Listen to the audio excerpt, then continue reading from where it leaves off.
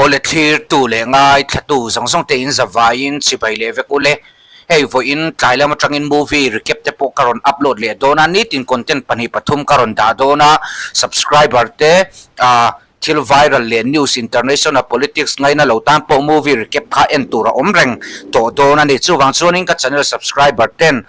kan video lo upload tharte milo thlirsak zel turin kan ngen chawani hei tun tuma chuanin not Vanlaiphai lamah PHC athok kho doctor le nurse then khatte an mual pawh na sakhop meya zoram pum adeng chuaka na pitar pakhat dam lo thoha an pui mek lain zai beng changin an rui ni te pon an ram posa eng pon isela post kan share che main video ron viral chiami in clear ho pot te ang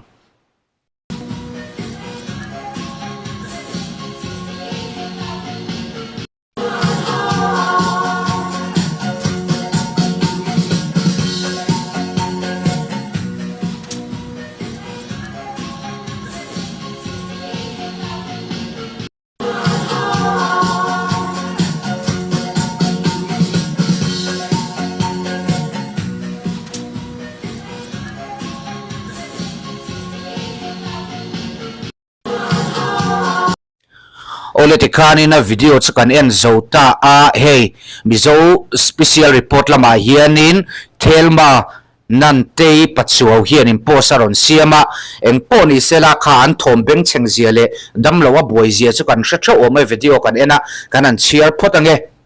khongain admin 10 minlo approve sak kange ne he video toite hi December ninga sang ni somni panga ami kha ania not Vanlaiphai PHC ani kanu kum somriat mi thoha le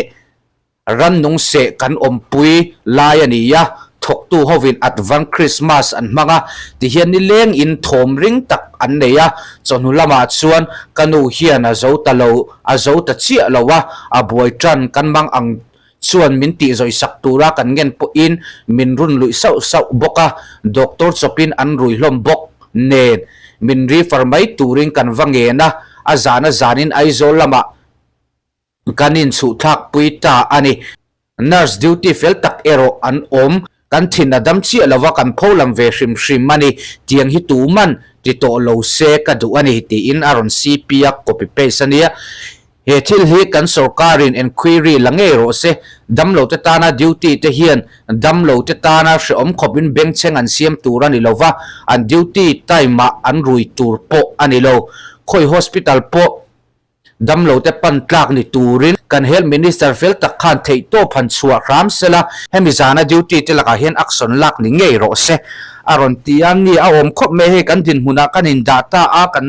nu te kum upalaman lo ni ve to ta kan nu te damdo ina thian ta se han ri loi me se doctor chopin amang an thak du ngotang tar chaklo thokha nei pe chu an boi ma don sia nunna chan te an lo hi an van nei zok khial ni te po in alangani heti ema thom beng cheng han siam mai chu PHC a thok chin te chu le khathiam pa ngai vek ani dona a zialo tak zet ani mo an dam lo nei dan serious dana zir te po in advan Christmas an lo mangani point thom dim da zok te po na ti chetin he het an ron zia da chun an rui an ron tia an rui duty lai an rui pejon ban mak thei an ni hialani a zialo khomaya maro che health minister chak tak fel tak kan neya ma ala ngei te po arin omani kan lo ngai chang zia langa malak na te po eng tiang sing ye malak ti hi kan ron tar lang vele don ti chuni nei he po si comment he po sen comment hi adong na sakop maya eng poni sela mi ten eng tiang sing ye ngai eng tin ye comment sampek kan share atin comment section lama in ngai dan tlang takin in ron ziak ve don he December ninga ni kumami dei to khani ya aron viral har ma zo ka azia lo kop me tuna chumi eng comment eng feedback ngi an pek kan enang ichunin he comment si andong na sakop me ya kanan share ange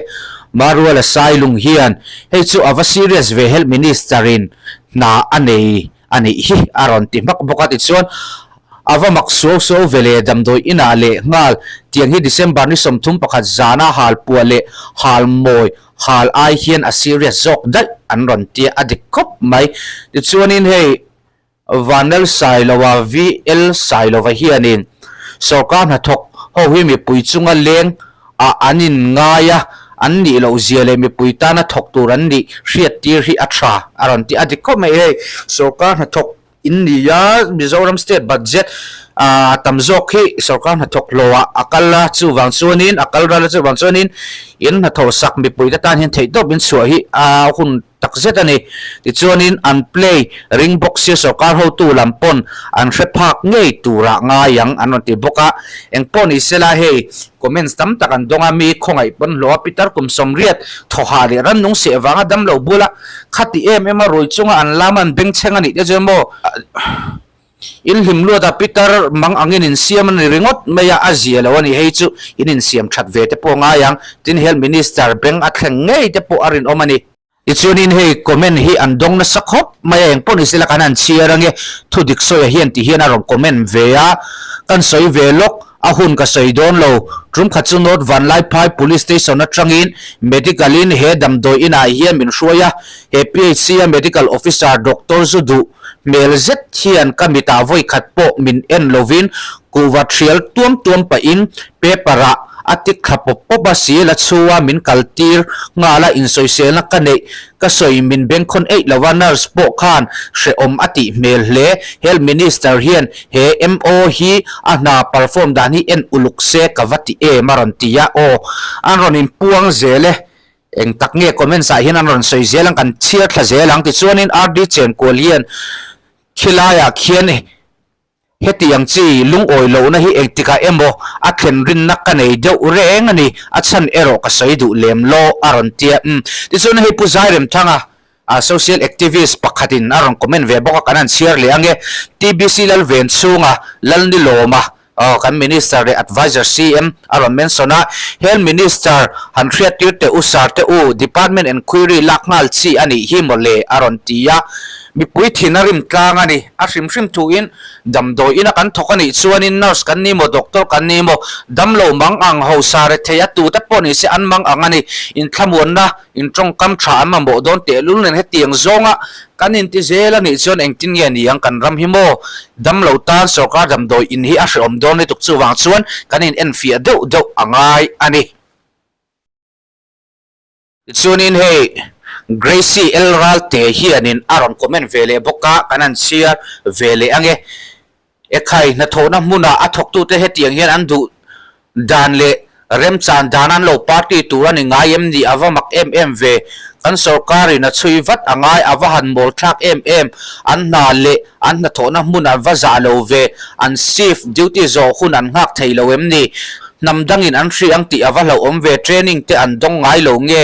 eng workplace conduct ma zu hrelowa nam mol bok sol bok ni form kan ni bereti khan Christmas kan lalpiang kan lawm an lo ti ve langa a hmun ani lo tu man min khap lo ma se kan mobile phone a social media kan browse po a volume hiam theyang bering kan da ani ngaya aron ti adik khop me damdo ina peichonin khol kan mangani pun kan tong ringam lawani chutiang khop chuan damlo te kan mai za kan khongai thin ani ti chuan an comment zelan mingi chu share to kherla kan share zelange bidang bit me an veng lo tak hle maya tunlaya zurui thing zual do po in dai fem an pan sham to ani ngaya anron tia adik khop me ti chuanin kan venga po hian UPHC kan neya kumtop inti hlim khun an nei thin kumtin an la nei vezi in ka riama se hospital compound a thom beng cheng zongin voi khat ma an om ngai lo picnic spot an book mai he thil hi chu azia lo lam deuh chu ani aron ti adik kop mai ni e damdo in compound chuang khati tak maya han beng chenga lamah han rui ta ka chu a ani in ani lo reng ani he chu health minister ma alak vatangai chunin hei zoram mipui te an thinrim tlanga pitar an khongai tlanga comment sandong na satin pilorin pui kan health minister pon mention na sa ani pilorin pui a mention na kanan chiarange laurin pui ka pi department inquiry lak ngal rup ni thei khram se shem nga chu dim hau te su an ron tia eng poni se anin soi thiam le thowang a azuzi ral vele mayang Mizoram ani hi ti te pon oma bial tu MLA pulal muan puya punte hian lo thave se awa thave chon health minister pilal rim pui hian eng tin nge ma alak don an ron ti ve bokani o kan share zelang kan minister chak tak pilal rim pui beng a thleng ngei tura nga yang te pon ron tian pui pasal nei to hetiang lam pui vak vak po adik lo hrim hrim ti pol te pon ron oma hei chu ava serious ve action lak ngei arin ome silent zone motor hon po ti rik phalo na mun te pon ron tin eng po ni sela an che dani amoi lo lulai ve ema health minister te bial to MLA ten ma an lavat tura ngaila am malak na kan ron tarang le don nia